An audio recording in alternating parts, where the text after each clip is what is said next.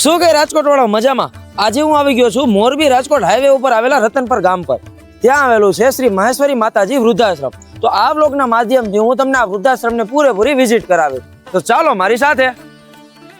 તો આ વૃદ્ધાશ્રમની અંદર એન્ટર થતા જ આપણને સીધું પહેલા હે ને મહેશ્વરી માતાજીનું મંદિર જોવા મળે, સુંદર મજાનું. તો ચાલો પહેલા ત્યાં આપણે દર્શન કરતા આવીએ. અહીંયા મને આ એક મુખ્ય વિશેષતા લાગી કે આ મંદિરમાં તમને 12 જ્યોતિર્લિંગના દર્શન થઈ જાય એક સાથે.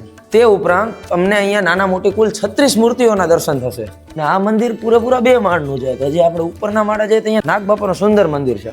આ બીજા માળે આપણને માલબાપા એટલે કે નાગદાદાનું સુંદર મજાનું મંદિર જોવા મળે છે. ને અહીંયા નાગદાદાની કાછલી પણ આપણને જોવા મળે છે. તો ચાલો મંદિરના દર્શન કરી લીધા છે. હવે અહીંના જે વડીલો રહે છે, જે વૃદ્ધો રહે છે, એના રૂમ કેવા છે ને એ હું તમને બતાવું. તો ચાલો હું તમને હવે અહીંના છે ને ડાઇનિંગ હોલ બતાવું, કઈ રીતના જમણવાર બને છે, કેટલી શુદ્ધતાથી અને કઈ રીતની એની સિસ્ટમ છે બેસવાની. જે એક તો ડાઇનિંગ ટેબલની સુંદર મજાની વ્યવસ્થા છે કે કોઈને નીચે ન બેસવું પડે, બધાને સેપરેટ એક ખુરચી ટેબલ એવી સુંદર મજાની વ્યવસ્થા છે આખી. આ રસોડું છે કે જ્યાં અંદર રસોઈ બને છે.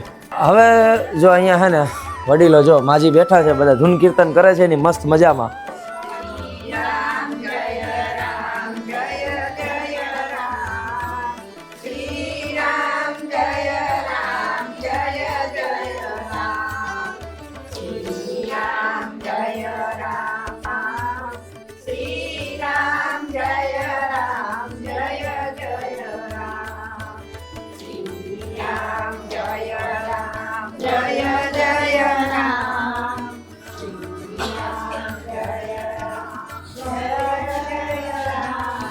તો આનું સ્થાપના કઈ રીતના તમે કરી?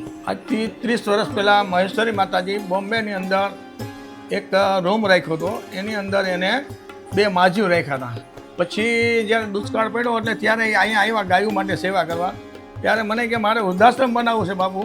તો ત્યારે અમે એને જમીન દાનમાં આપી અને માતાજીએ એને સંન્યાસ લઈ લીધો. પોતે સોની મહાજન હતા, સંન્યાસ લીધેલો. ત્યાર પછી એને વૃદ્ધાશ્રમ ઊભું કર્યું અમે 2 ભેગા થઈ. અને આજે એક યાત્રાધામની અંદર આજે 50 થી 60 70 માજીઓ રહે એવી સુવિધા છે. અને સવારમાં ચા પાણી હોય, પછી બપોરે 12 વાગે જમવાનું હોય, અને 3:30 પાછો ચા હોય, અને સાંજે પાછું ખીચડી કઢી દૂધ આ તે બધું જમવાનું હોય. અમારે આ વૃદ્ધાશ્રમમાં ગૌશાળા પણ રાખી છે કે જેથી કરીને માજીઓને ચોખ્ખું દૂધ મળે.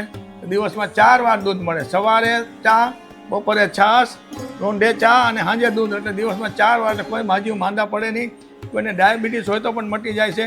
કે આજે ચિંતાનું હોય એવું ડાયાબિટીસ અમારા સંસ્થાનું ગણતરી છે કે આજે હું 30 વર્ષથી ચલાવું છું. 100 માજીઓને તો બાયરા છે. વધારે તો એ અમને દુઃખ થાય છે કે કોઈ પણ માજીને ગુજરી જાય તો એના દીકરા જોવાય નથી આવતા, એની દીકરીઓ જોવા નથી આવતા, લેવાય નથી આવતા અને બારવાય નથી. કદાચ બારવા ન આવે તો કાંઈ નહીં. અમે 100 માજીઓને અત્યાર સુધીમાં 30 વર્ષમાં બાયરા છે, અગ્નિદાન દીધો છે બનાવે. છતાં એક આ મોટી તકલીફ છે કે કોઈ લેવા આવતું નથી. અને અત્યારે તમે હેન્ડલિંગ કરો છો આમ, તો ખર્ચાનું નહીં કઈ રીતનું એમાં? ખર્ચામાં એક એવું છે કે આ સંસ્થા જેમ રામચરિત માનસ મંદિર છે એવી રીતે આ સંસ્થામાં પણ હું ટ્રસ્ટી છું, એમાં પણ છું. પણ કહેવાનું એ કે અમે ક્યાંય માગવા જતા નથી. અમારી આ સંસ્થામાં ક્યારેય ખૂટ્યું નથી. માણસો આવે છે, જમાડી જાય છે. જો આ બધા મહેમાનો આવ્યા છે, આમાં વારાફરતી પોતાના ફેમિલીમાં ગ્રુપમાં જમાડે છે. અને કોઈ પણ વાતની તકલીફ પડતી નથી. મસાલા ઢોસા હોય, કંઈક પાઉંભાજી હોય, કે કંઈક તો દૂધપાક પૂરી હોય, લાડવા હોય, શીરા હોય, કોઈ પણ જાતની ખામી નથી. મહિનામાં 15 થી નહીં પણ 20 વાર મિષ્ટાન દઈ છે તો કોઈને ડાયાબિટીસ થતું નથી ને બધા માજીઓ ખાય છે. દિવસમાં 3 4 આઈસ્ક્રીમ આવે તો માજીઓ ખાય છે, પણ ડાયાબિટીસ નથી થતી. ના સંસ્થામાં કોઈ જાતની કમી છે નહીં. અમારી ચોખ્ખાઈ જુઓ, અમારું વૃદ્ધાશ્રમની અંદર તમે જુઓ, કોઈ રૂમમાં વાસ આવે નહીં. કોઈ માજી માંદા પડ્યા તેને નવરાવાના, ડાયફર બદલાવાના, કપડાં બદલાવી દેવાના.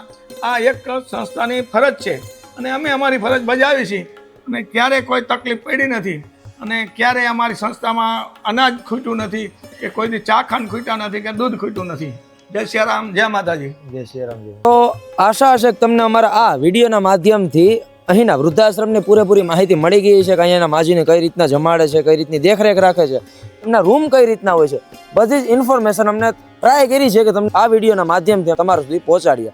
તો આવા જ અવનવા વિડીયો જોવા માટે અમારી આ ચેનલ અવર રાજકોટને અત્યારે સબસ્ક્રાઇબ કરી લેજો. અને જો આ વિડીયો ગમ્યો હોય તો લાઇક, શેર અને કોમેન્ટ કરવાનું ભૂલતા નહીં. મળી આવે નવી કંઈક જગ્યાએ નવી માહિતી સાથે. ત્યાં સુધી બાય બાય.